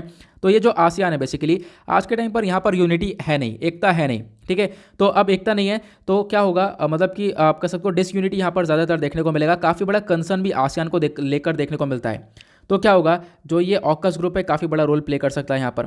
ऑकस डायरेक्टली यहाँ पर क्या करेगा, यहाँ पर आप कह सकते हो ऑकस एक बहुत बड़ा स्टेप है कि हम लोग इस वाले रीजन को बहुत ज़्यादा इंपॉर्टेंट बना सकते हैं। जो इंडो पैसिफिक वाला रीजन है इसको हम लोग काफ़ी ज़्यादा मजबूत कर सकते हैं, क्योंकि ये जो इंडो पैसिफिक वाला रीजन है यहाँ पर चाइना का बहुत बड़ा खतरा रहता है, चाइना का बहुत बड़ा थ्रेट रहता है। इसको लेकर कोई बातचीत करता नहीं है, ठीक है। एक हमारा क्वाड ग्रुप है, तो क्वाड ग्रुप भी यहाँ पर आपको देख पाओगे इतना ज़्यादा क्वाड ग्रुप भी अकेला पड़ जाता है। अब यहाँ पर ऑकस जो है काफ़ी हद तक मदद कर देगा क्वाड ग्रुप की। ऑकस जो है यहाँ पर आप कह सकते हो क्या करेगा, ये भी चाइना का जो थ्रेट है, चाइना का जो खतरा है, साउथ चाइना सी सॉरी ये जो इंडो पैसिफिक वाले रीजन के अंदर, यहाँ पर आप कह सकते हो खत्म करेगा इस चाइना के खतरे को, ठीक है। चाइना के अगेंस्ट में आपको ये ग्रुप देखने को मिल जाएगा। खासकर अगर हम बात करें, चाइना इसको बोलता भी है कि हमारे अगेंस्ट में ग्रुप बना दिया है, लेकिन यहाँ पर जो ये ग्रुप है, ये ग्रुप के लीडर्स बोलते हैं कि नहीं, ये चाइना के अगेंस्ट में बिल्कुल भी नहीं है। हम लोगों ने खाली जो डिफेंस सिस्टम है उसको स्ट्रॉन्ग करने के लिए ग्रुप बनाया है, ये आपको ध्यान रखना है इसके बारे में। देन उसके बाद यहाँ पर क्या फोकस रखा गया, देखो आज के टाइम पर मैंने आपको डायरेक्टली बता दिया है कौन से वाले एरिया के अंदर जो पैसिफिक इंडो पैसिफिक वाला रीजन है, वहाँ पर जो है काफ़ी बड़े डिस्प्यूट्स भी देखने को मिलते हैं। उस रीजन के अंदर जो है आप कह सकते हो चाइना का थ्रेट रहता है, उस चाइना के थ्रेट को आज के टाइम पर कमज़ोर किया जाएगा। ये ग्रुप जो है उस चीज़ को लेकर मदद करेगा। लेकिन क्वेश्चन ये है, ये जो ग्रुप है बेसिकली ऑथर ने बोला है कि ये जो ग्रुप है ये कोई नया ग्रुप नहीं है, ये बहुत पुराना ग्रुप है। ऑस्ट्रेलिया, यूके और ये यूएस, ये तीनों बहुत पहले से साथ में रह चुके हैं, ठीक है। ये कोई नया ग्रुप नहीं है। आप देख पाओगे मतलब कि डिकेड 10 साल पुराना आपको ये ग्रुप देखने को मिलेगा। कैसे? अब आप देख पाओगे पहले जो वॉर हुए थे, वर्ल्ड वॉर हुआ, ठीक है, सेकेंड वर्ल्ड वॉर हुआ, वहाँ पर यूएस ने अपनी न्यूक्लियर वेपन टेक्नोलॉजी शेयर करी थी यूके के साथ। यहाँ पर ऑस्ट्रेलिया भी था। आप देख पाओगे यूके ने अपना जो पहला जो टेस्ट था वो कंडक्ट किया था 1952 में। कहाँ पर? मोंटेबला आइलैंड्स के अंदर, ऑस्ट्रेलिया में। ऑस्ट्रेलिया में अपना यूके ने एक टेस्ट कंडक्ट किया था। मतलब ये कंट्रीज आपस में कहीं ना कहीं पहले से काफ़ी ज़्यादा क्लोज हैं, पहले से इनका ग्रुप है। सेकंड वर्ल्ड वॉर से ही आप देख पाओगे आपस में ये लोग काम कर चुके हैं। तो ये जो नया ग्रुप बन रहा है आज के टाइम पर, जो नया ग्रुप बना दिया है, ये कोई नया ग्रुप नहीं कहलाएगा खासकर, ठीक है, कोई नया ग्रुप नहीं कहलाएगा, क्योंकि इनके रिलेशंस पहले से काफ़ी ज़्यादा स्ट्रॉन्ग है। और आपको मालूम होगा जो 5 अलायंस है उसका भी यहाँ पर ये तीनों कंट्रीज पार्ट है अपने आप में। उसके बाद चाइना के साथ एंगेजमेंट की बात करें तो चाइना के साथ रिलेशन आज के टाइम पर ऑस्ट्रेलिया के काफ़ी ज़्यादा ख़राब हो चुके हैं ऑलरेडी, हमने देखा पेंडेमिक के बाद से। उसके बाद ऑस्ट्रेलिया के रिलेशन तो ख़राब हैं, साथ ही साथ यूएस के रिलेशन भी चाइना के साथ इतने अच्छे हैं नहीं, आप देख पाओगे। और ये क्लियरली दर्शाता है कि यहाँ पर चाइना को काफ़ी बुरी तरह से टैकल करेगा ये जो पूरा का पूरा हमारे ऑकस ग्रुपिंग है। उसके बाद यहाँ पर आप देख पाओगे चाइना का नेवल एक्सपेंशन काफ़ी ज़्यादा देखने को मिल रहा है आज के टाइम पर। चाइना की नेवी रेगुलरली बढ़ रही है। अब ऑस्ट्रेलिया को भी यहाँ से सपोर्ट मिल रहा है, ऑस्ट्रेलिया को भी यहाँ पर यूएस और यूके सपोर्ट कर रहे हैं, और इसकी वजह से आज के टाइम पर चाइना काफ़ी हद तक आप देख पाओगे कंसर्न में देखने को मिलेगा। प्लस चाइना गुस्सा भी है कि यहाँ पर इस प्रकार से एक और ग्रुप बना दिया गया है जो कि चाइना के अगेंस्ट में है। उसके बाद यहाँ पर क्या बोला गया, और ही बहुत सारी देखो पहले मतलब कि बहुत सारे अच्छे अच्छे काम किए जा रहे थे, लेकिन क्या होता है चाइना का बार बार यहाँ पर टांग अड़ाना देखने को मिलता है। अलग अलग इंसिडेंट के अंदर चाइना ने ऐसे कुछ काम किए हैं, ठीक है, जिसकी वजह से जो रिलेशंस है वो काफ़ी हद तक खराब हुए हैं कंट्रीज़ के साथ। तो आने वाले टाइम पर यहाँ पर इंपॉर्टेंट रोल प्ले करने वाला है ऑकस ग्रुप, ये बताया गया है। ऑकस ग्रुप यहाँ पर एक तरीके से जो ये पुराना सा आप कह सकते हो कि मतलब कि ग्रुप तो नया है, लेकिन जो इनके रिलेशन है तीनों कंट्रीज़ के वो बहुत पुराने रिलेशंस हैं। आज के टाइम पर ये कहीं ना कहीं बहुत इंपॉर्टेंट रोल प्ले करेंगे आने वाले टाइम पर जो इस एरिया के अंदर। मतलब देखो बोला ये गया है कि जो ये ग्रुप है ये चाइना के अगेंस्ट में नहीं है, सिर्फ और सिर्फ यहाँ पर एक ग्रुप जो है डिफेंस टेक्नोलॉजी को कोऑपरेशन को बढ़ाने के लिए ग्रुप बनाया गया है, ऐसा यहाँ पर स्टेटमेंट आता है ऑकस का। देखो ऑकस का मेन मकसद ये है चाइना को टैकल किया जाए, चाइना के साथ साथ जो अदर एरियाज़ है जैसे कि साइबर कैपेबिलिटी हो गया, आर्टिफिशियल इंटेलिजेंस, क्वांटम टेक्नोलॉजी, इन सारी टेक्नोलॉजीज़ को ये कंट्रीज़ आपस में शेयर करें और ये कंट्रीज़ ग्रो करें। अब यहाँ पर आप देख पाओगे क्या क्या देखने को मिलता है, जैसे कि यूएस, यूके, ऑस्ट्रेलिया, इन सब के पास अपॉर्चुनिटीज़ है कि यहाँ पर आप कह सकते हो इस रीजन के अंदर, इंडो पैसिफिक वाले रीजन के अंदर ये लोग आगे बढ़े। उसके बाद पॉसिबिलिटी यह है कि इन ग्रुप को न्यूजीलैंड भी ज्वाइन करे, क्योंकि ऑस्ट्रेलिया के नीचे ही आपको न्यूजीलैंड भी देखने को मिलेगा, तो हो सकता है यहाँ पर न्यूजीलैंड भी इसको ज्वाइन करें। न्यूजीलैंड का कोऑपरेशन भी आपको यहाँ पर ये देखने को मिल सकता है। इससे और भी ज़्यादा ये ग्रुप जो है और ज़्यादा स्ट्रांग होता हुआ नजर आएगा। प्लस उसके बाद यहाँ पर जो ये ऑस्ट्रेलिया, यूके, यूएस का ये ऑकस ग्रुप है, इन तीनों का मेन पार्ट ये भी है, ये तीनों मिलकर फोकस करेंगे किसके ऊपर, बिल्ट बैक बेटर वर्ल्ड को लेकर। मतलब कि कुछ ऐसे प्रोजेक्ट्स हैं जैसे कि बिल्ट बैक बेटर वर्ल्ड हो गया, ब्लू डॉट नेटवर्क हो गया, ये ऐसे प्रोजेक्ट हैं जो कि चाइना को टैकल करते हैं। चाइना का जो बेल्ट एंड रोड इनिशिएटिव है ना उसको टैकल करते हैं। हाँ बिल्कुल, यहाँ पर यही मेंशन किया गया है, चाइना का जो बेल्ट एंड रोड इनिशिएटिव है उसको चैलेंज करते हैं। ये कुछ इस प्रकार के नेटवर्क से कुछ इस प्रकार के यहाँ पर प्रोग्राम्स हैं, तो इस प्रकार के प्रोग्राम्स चलाए जाएंगे इन तीनों कंट्रीज़ के थ्रू, ये आपको ध्यान रखना है। देन उसके बाद ऑथर ने कंपेयर किया है क्वाड और ऑकस को, क्योंकि जो इंडो पैसिफिक वाला रीजन है वहाँ पर ऑकस का भी बहुत बड़ा रोल है, प्लस उसके बाद आपको क्वाड का भी बहुत बड़ा रोल देखने को मिलेगा। क्वाड के अंदर कौन कौन सी कंट्रीज है मैंने आपको बता ही दिया है, इंडिया, यूएस, ऑस्ट्रेलिया, जापान। और ऑकस की कौन कौन सी ग्रुप हैं, ये 3 कंट्रीज आपको पता चल गई हैं। देखो बोला ये जा रहा है दोनों का यहाँ पर दोनों जो ग्रुपिंग है इनका आप भले ही कह लो कि इंडो पैसिफिक के अंदर रीजन आपको ज़्यादा मतलब इनका जो इंटरेस्ट है वो ज़्यादा देखने को मिलेगा, लेकिन फिर भी इन दोनों के काम अपने आप में अलग अलग हैं, ठीक है। क्वाड ग्रुप एक वेल एस्टेब्लिश्ड आपको ग्रुप देखने को मिलेगा। क्वाड एक इंपॉर्टेंट इनिशिएटिव है आज के टाइम पर पैसिफिक ओशन के ऊपर, एक तरीके से इंडो इंडियन ओशन और पैसिफिक ओशन के ऊपर निगरानी रखने के लिए। लेकिन जो ये ऑकस ग्रुप बनकर आया है, ये ऑकस ग्रुप क्या करेगा, क्वाड की स्ट्रेंथ को और ज़्यादा बढ़ा देगा, क्वाड को यहाँ पर और ज़्यादा हेल्प करेगा, ठीक है। इससे हम लोग चाइना को टैकल कर सकते हैं। आज के टाइम पर जो चाइना की ये एक तरीके से यहाँ पर आप देख पाओगे कंसर्न देखने को मिलता है। चाइना का जो कंसर्न है ताइवान के साथ ये देखने को मिलता है, दुश्मनी वाला प्रेम जो देखने को मिलता है इसको बोला गया बेलोसिटी, ठीक है, बेलोसिटी बोला गया है, दुश्मनी वाला जो प्रेम देखने को मिलता है। चाइना जो है यहाँ पर ताइवान के साथ काफ़ी बड़े डिस्प्यूट में रहता है, ठीक है। साउथ चाइना सी वाला एरिया हो गया, यहाँ पर बहुत सारी कंट्रीज़ के साथ डिस्प्यूट रहता है, तो इन सब डिस्प्यूट्स को टैकल किया जाएगा। तो चाइना के लिए यहाँ पर एक ग्रुप बिल्कुल तैयार हो चुका है, एक रीजन बिल्कुल तैयार हो चुका है, एक क्वाड ये हो गया, एक ऑकस ये हो गया है, तो कहीं ना कहीं यहाँ पर चाइना को हम लोग टैकल कर सकते हैं। ये सारी चीज़ें यहाँ पर बताई गई है, ठीक है, ये यहाँ पर मेंशन किया गया। उसके बाद यहाँ पर और क्या क्या चीज़ें हैं कि हम लोग देख सकते हैं चाइना को हम लोग हल्के में भी नहीं ले सकते हैं, क्योंकि चाइना के पास अपने आप में सबमरीन्स का मामला सबसे ज़्यादा है। सबमरीन्स बहुत सारी हैं, चाहे वो न्यूक्लियर अटैक सबमरीन हो, न्यूक्लियर पावर सबमरीन हो, डीजल इलेक्ट्रिक सबमरीन हो, सारी सबमरीन्स आपको चाइना के पास देखने को मिलेगी। चाइना की जो नेवल पावर है वो अपने आप में काफ़ी ज़्यादा बड़ी पावर आपको देखने को मिलेगा। इनफैक्ट उसके पावर में टक्कर में इंडिया काफ़ी पीछे है, सबमरीन्स के मामले में इंडिया बहुत पीछे है, सबमरीन्स के मामले में चाइना बहुत ज़्यादा आगे निकला हुआ है। इनफैक्ट टक्कर दे सकता है बहुत सारी और भी कंट्रीज़ को, बड़ी बड़ी कंट्रीज़ को, ठीक है। तो यहाँ पर आप कह सकते हो इन सारी पावरफुल को देखने के बाद यहाँ पर जो एक तरीके से ग्रुपिंग है वो ज़रूरत भी थी, और आज के टाइम पर एक ग्रुपिंग हमारे लिए तैयार भी है, ठीक है। ये आप लोग देख पाओगे, एक छोटा सा आर्टिकल यहाँ पर दिया गया है। आई होप आपको एक क्लियर हो चुका है कि क्या क्या यहाँ पर बताया गया, किस प्रकार से दोनों ग्रुप यहाँ पर तैयार हैं चाइना को टैकल करने के लिए। आगे बढ़ते हैं नेक्स्ट आर्टिकल की तरफ। तो ऑथर डायरेक्टली यही बोलते हैं कि कोई सरप्राइजिंग वाली बात नहीं है ऑकस का होना। ऑकस बहुत पुराना संगठन आपको देखने को मिलेगा और आज के टाइम पर ये रोल प्ले करता है। उसके बाद नेक्स्ट आर्टिकल पर आते हैं। यहाँ पे बात की गई है the long road to timely MG NREGA payment. Mahatma Gandhi national rural employment guarantee act के अंदर ये जो स्कीम है बेसिकली, यहाँ पर अभी फंड की कमी हो गई थी, पैसा कम पड़ गया था, ठीक है। अब क्या हुआ, जब पैसा कम पड़ा तो उसके बाद सरकार ने पैसा और अनाउंस कर रखा है, लेकिन जो पैसा कम पड़ा है उसके पीछे के कारण क्या है, ऑथर यहाँ पर इसको बताते हैं। पहले मैं आपको कुछ चीज़ें बता देता हूँ, इस स्कीम के बारे में बता देता हूँ। ये स्कीम क्या है, तभी आप लोग यहाँ पर चीज़ों को आगे अच्छे से समझ पाओगे। अरे भाई ये नोट्स ओपन हो जा। हाँ ये नोट्स लगे हुए हैं, मैं आपको ओपन करके दिखाता हूँ, एक सेकेंड यारों को। हाँ हो गए। तो आर्टिकल जीएस पेपर 2 के पर्सपेक्टिव से इंपॉर्टेंट है। पहले मैं आपको इस स्कीम के बारे में बताता हूँ। एमजी नरेगा आखिरकार क्या है, इसकी फुल फॉर्म क्या है, Mahatma Gandhi national rural employment guarantee act. Employment नाम आ रहा है, मतलब कि रोज़गार देने के लिए यहाँ पर ये स्कीम पूरी तरह से वर्क करती है। इसको पहले हम लोग national rural employment guarantee act के नाम से जाना करते थे, लेकिन यहाँ पर आप कह सकते हो कि एम्प्लॉयमेंट जनरेशन को लेकर इसका काम करना है, लोगों को रोज़गार देने का काम करती है। जो मजदूर व्यक्ति हैं, अनस्किल्ड लेबर हैं, ठीक है, उनको क्या करा जाता है, लगभग 100 दिन का काम प्रोवाइड करवाने का काम करती है। अब आपका क्वेश्चन ये है कि अगर मान लो 100 दिन का काम नहीं मिला तो देखो 100 दिन का काम नहीं मिला है तो उनके उसके बदले में सरकार उन व्यक्तियों को अलाउंस देने का कोशिश करती है, कुछ ना कुछ यहाँ पर पैसा प्रोवाइड करवा दिया जाए ताकि वो अपना लाइवलीहुड को आगे लेकर चल सकें। देन उसका एक क्वेश्चन और है, क्या ये 100 दिन का ही रोज़गार प्रोवाइड करवाती है, तो बिल्कुल नहीं। 100 दिन यहाँ पर मिनिमम डेज़ हैं, इसके बाद इसको एक्सपेंड किया जा सकता है, आगे भी और भी दिन का जो वर्क है वो प्रोवाइड किया जा सकता है, ये आपको ध्यान रखना है। यहाँ पर खासकर फोकस रखा जाता है अनस्किल्ड वर्कर्स के ऊपर, ठीक है, तो उनको मजदूरी प्रोवाइड करवाई जाती है इस स्कीम के अंडर, जिसको हम लोग एमजी नरेगा बोलते हैं। इसके बारे में आपको आइडिया रखना है। नाउ अब हम बात करते हैं, इस स्कीम के अंदर अभी फंड कम पड़ गया था, पैसा कम पड़ गया है, प्लस यहाँ पर जो लोग हैं उनकी जो मजदूरी है वो बहुत ज़्यादा देरी से जारी है, प्लस अभी तक बहुत सारे मजदूर हैं जिनको उनकी मजदूरी मिली नहीं है। क्या कारण इसके पीछे, इसको डिस्कस करेंगे। तो यहाँ पर एक फेमस सा एक कहानी सी सुनाई गई है, आप देख पाओगे। वो कहानी क्या है ना, मान लो यहाँ पर एक व्यक्ति जिनका नाम है मुल्ला नसरुद्दीन, ठीक है। अब क्या है, मुल्ला जो नसरुद्दीन है ये क्या कर रहे हैं, ये इनकी चाबी वगैरह खो गई है, घर की चाबी वगैरह ढूंढ रहे हैं ये। उसके बाद वहाँ से एक व्यक्ति निकलता है और वो व्यक्ति रुक जाता है और नसरुद्दीन की हेल्प करने लगता है। अब यहाँ पर दोनों साथ में मिलकर चाबी ढूंढते हैं, काफ़ी देर हो जाती है चाबी ढूंढते नहीं मिलती है, ठीक है। तो यहाँ पर क्या होता है, मान लो यहाँ पर ये उसका घर है, किसका, नसरुद्दीन का ये घर है, ये होम है।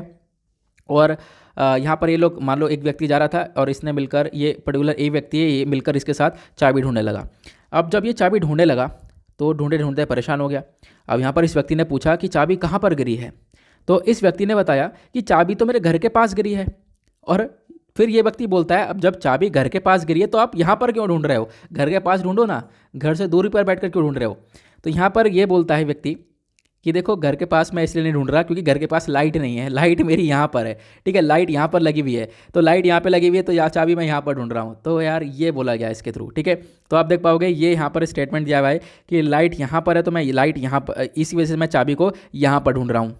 अब मतलब कि थोड़ा सा अटपटा सा जवाब है, लेकिन फिर भी हम लोग इस आर्टिकल के अंदर इस चीज़ को थोड़ा सा रिलेट करेंगे। ये यहाँ पे बताया गया, आयरनी क्या है कि उस व्यक्ति ने रिस्पॉन्ड किया, there is no light near my house, मेरे घर के आसपास कोई लाइट नहीं है, और जहाँ पर आप कह सकते हो कि ये लोग ढूंढ रहे हैं वहाँ पर लाइट लगी हुई है, इस वजह से वो ढूंढ रहा है। हालांकि जो चाबी उसके घर के पास गिरी है वहाँ पर लाइट नहीं है, इस वजह से वो चाबी वहाँ पर नहीं ढूंढ रहा है। इसके थ्रू ये स्टेटमेंट दिया गया था, ठीक है। अब इसको आगे रिलेट करेंगे, मतलब काम की बात नहीं है आगे, अब काम की बात शुरू होती है आगे से, ठीक है। ये काम की बात शुरू होती है यहाँ से। अब जो एमजी नरेगा स्कीम है, Mahatma Gandhi national rural employment guarantee act, इसके अंदर हमने देखा क्या क्या काम होता है, लोगों को मजदूरी दी जाती है, लोगों को रोज़गार प्रोवाइड किया जाता है। अभी लगभग यहाँ पर 8 करोड़ जो एमजी नरेगा वेज ट्रांजैक्शन है ये पेंडिंग पड़े हुए थे। दिवाली के टाइम तक आप कह सकते हो 8 करोड़ ट्रांजैक्शन पेंडिंग पड़े थे, 8 करोड़ लोगों को यहाँ पर आप कह सकते हो मजदूरी वगैरह नहीं मिली होगी। तो इतना पेंडिंग सामान चल रहा है ऑलरेडी, जो पेमेंट है उसके अंदर काफ़ी हद तक डिले रहती है। तो ऐसा यहाँ पर कैसे होगा, तो इसको लेकर आपको एक सोल्यूशन की ज़रूरत है।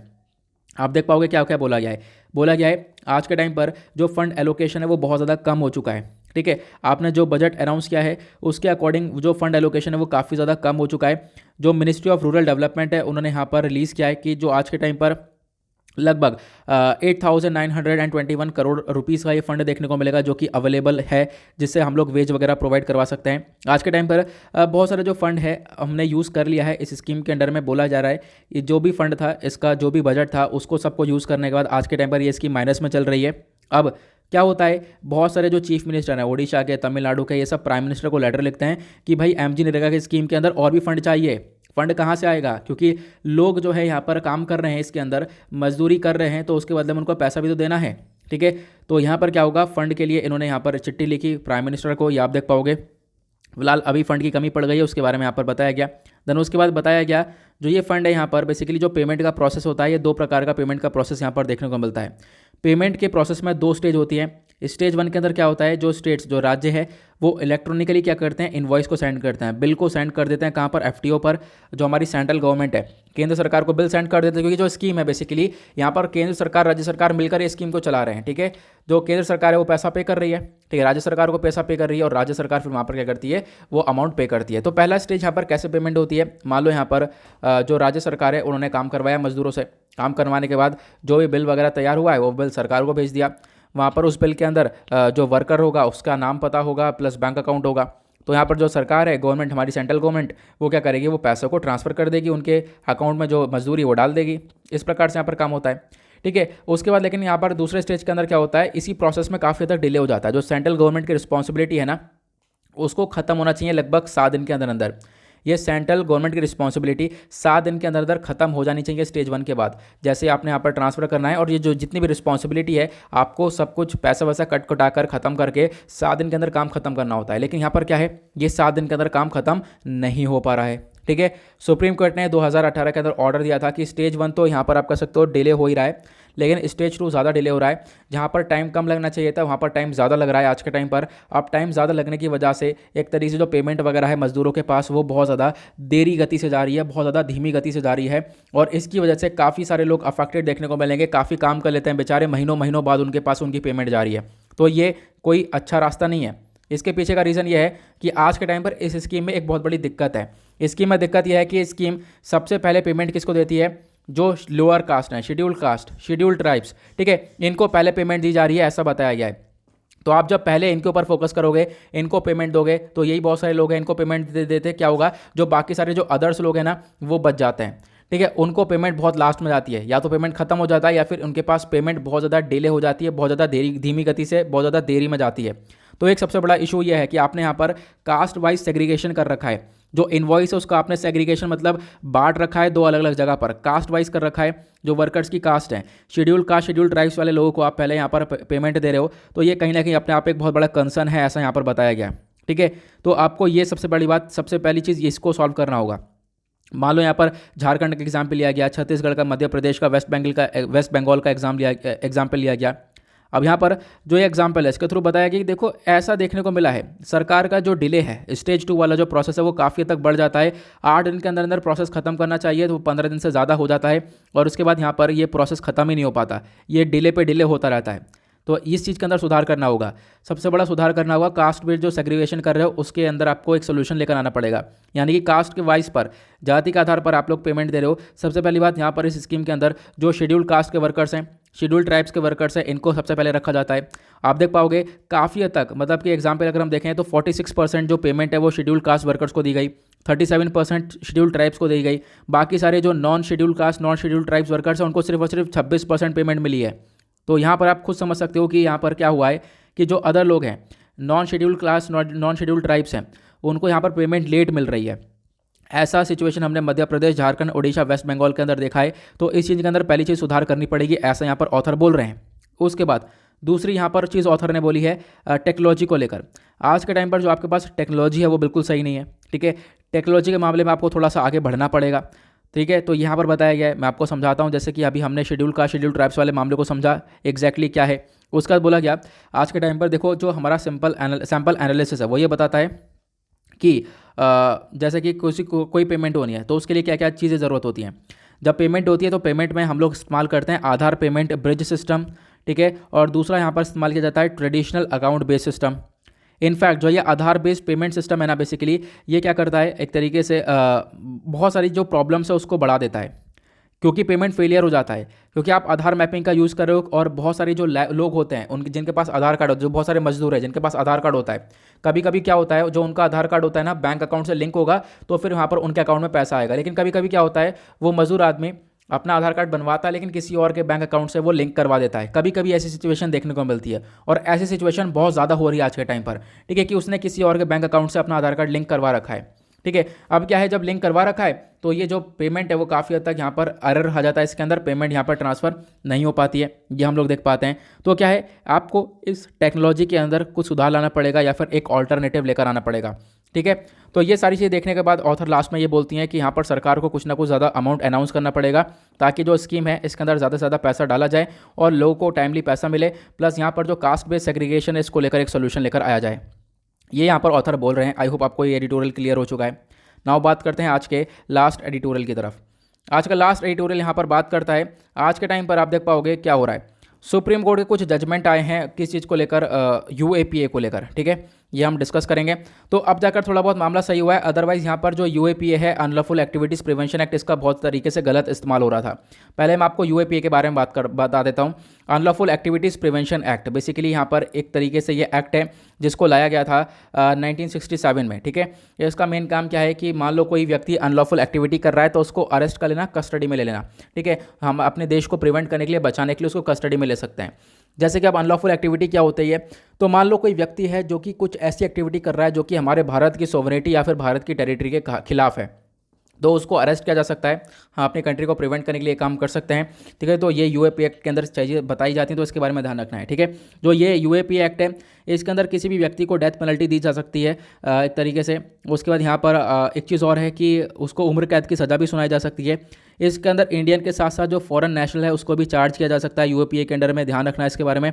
यूएपीए के अंडर में लगभग आप कह सकते हो कि जो एक इन्वेस्टिगेशन एजेंसी है वो यहाँ पर अरेस्ट करने के बाद, आप कह सकते हो अरेस्ट करने के बाद एक चार्जशीट तैयार करती है। मैक्सिमम 180 डेज़ के अंदर यहाँ पर एक चार्जशीट तैयार की जाती है, ऐसा बताया गया। 2004 में यहाँ पर यूएपीए के अंदर एक अमेंडमेंट हुआ था, एक बदलाव हुआ था। उसके बाद इसके अंदर टेररिस्ट एक्ट को ऐड कर दिया गया, ठीक है। अब यहाँ पर ये टेररिज्म को लेकर भी ये यूएपीए काम करता है।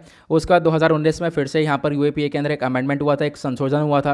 अब यहाँ पर क्या है, यूएपीए को पास और पावर्स आ गई। यूएपीए को पावर ये दे दी गई कि आप लोग किसी भी व्यक्ति को एज अ आतंकवादी डेजिग्नेशन दे सकते हो, किसी को भी आतंकवादी घोषित कर सकते हो। तो ये यूएपीए हो गया। आई होप आपको समझ में आ गया है यूएपीए। नाउ अब बात करते हैं इसके अंदर क्या कंसर्न देखने को मिला है। जजमेंट निकल कर आया सुप्रीम कोर्ट की साइड से अक्टूबर 28 को। अब यहाँ पर आप कह सकते हो कि अक्टूबर 28 को जो जजमेंट आया है वो कहने की चीज़ अब थोड़ा बहुत आपको सही देखने को मिलेगा। अदरवाइज़ यहाँ पर जो पहले यूएपीए का इस्तेमाल हो रहा था वो काफ़ी गलत हो रहा था। एक केस है जिसका नाम है तवा फसल वर्सेस यूनियन ऑफ इंडिया, ठीक है। यहाँ पर यूएपीए का गलत इस्तेमाल हुआ है, ऐसा यहाँ पर ऑथर बोलते हैं। यूएपीए एक ड्रैकोनियन लॉ है और इसका काफ़ी मिसयूज़ होता है, ऐसा यहाँ पर इनका कहना है। अब भी मिसयूज़ क्या होता है पहले मैं आपको केस समझाता हूँ। ये केस है केरला का। यहाँ पर लगभग 3 लोग एक्यूज्ड हैं जिनके ऊपर यूएपीए का इस्तेमाल किया गया, इस एक्ट का इस्तेमाल किया गया। इसके अंडर में इनको अरेस्ट किया गया और आज के टाइम पर ये जो केस है वो नेशनल इन्वेस्टिगेशन एजेंसी को दे रखा है। एनआईए यहाँ पर क्या है उसके वो हैंड ओवर किया गया। एनआईए ने क्या करा, सर्च करा, आपका सब कुछ छानाबानी करी। छानाबानी करने के बाद पता ये चला कि इनके घर पे एक किताब मिली है, इस बच्चे के घर पर किताब मिली है। और किताब मिलने पर मतलब वो एक तरीके से कहीं ना कहीं किताब के अंदर टेररिज्म के बारे में चर्चा हो रही है, मॉइस्ट ऑर्गेनाइजेशन के बारे में चर्चा हो रही है। तो यहाँ पर आप कह सकते हो इन सब चीज़ों के बारे में सिर्फ चर्चा हुई है। तो क्या हुआ, इन किताब के बेसिस पर ही यहाँ पर उस व्यक्ति को, उस बच्चे को अरेस्ट किया गया, ये आप देख पाओगे, ठीक है। तो मतलब कि वो कहीं ना कहीं टेररिज्म को बढ़ावा दे सकता है, टेररिज्म को सपोर्ट कर सकता है, इस वजह से यहाँ पर उसको अरेस्ट किया गया है, ऐसा यहाँ पर देखने को मिलेगा, ठीक है। उस वजह से यहाँ पर उसको अरेस्ट कर लिया गया था। तो बोला गया ये यूएपीए कहीं ना कहीं पहले आप लोगों को ये पता लगाना चाहिए था कि हाँ क्या वाकई में उसका क्या इंटेंशन है। अदरवाइज़ यहाँ पर आपने पहले ऐसा काम कर लिया तो ये कहीं ना कहीं गलत देखने को मिलेगा। एक किताब थी, किताब के बेसिस पर उसके घर में, उसके कमरे में किताब पाई गई तो उसके बेसिस पर आप उसको अरेस्ट कर लोगे, ऐसा नहीं होना चाहिए, यहाँ पर ऑथर का कहना है। देन उसके बाद आप कह सकते हो यूएपीए के अंदर में कुछ प्रोविजंस हैं, जैसे कि सेक्शन 38 हो गया, सेक्शन 39 हो गया, ये सारे प्रोविजंस आपको देखने को मिलेंगे। सेक्शन 38 डील करता है कि मान लो कोई ऑफेंस रिलेट है, मान लो कोई यहाँ पर आप कह सकते हो कि टेररिस्ट ऑर्गेनाइजेशन के रिगार्डिंग यहाँ पर ऑफेंस है कि मतलब कोई मेंबरशिप ले रहा है टेररिस्ट ऑर्गेनाइजेशन की, टेररिस्ट ऑर्गेनाइजेशन को ज्वाइन कर रहा है, तो यहाँ पर सेक्शन 38 काम करता है। और जो सेक्शन 39 है वो यूएपीए का वो काम करता है, कोई मतलब सपोर्ट कर रहा है टेररिस्ट ऑर्गेनाइजेशन को, तो इन्हीं सेक्शन का इस्तेमाल करके उस व्यक्ति को अरेस्ट किया गया कि वो टेररिस्ट ऑर्गेनाइजेशन को कहीं ना कहीं सपोर्ट करता हुआ नजर आ रहा है, इसी वजह से।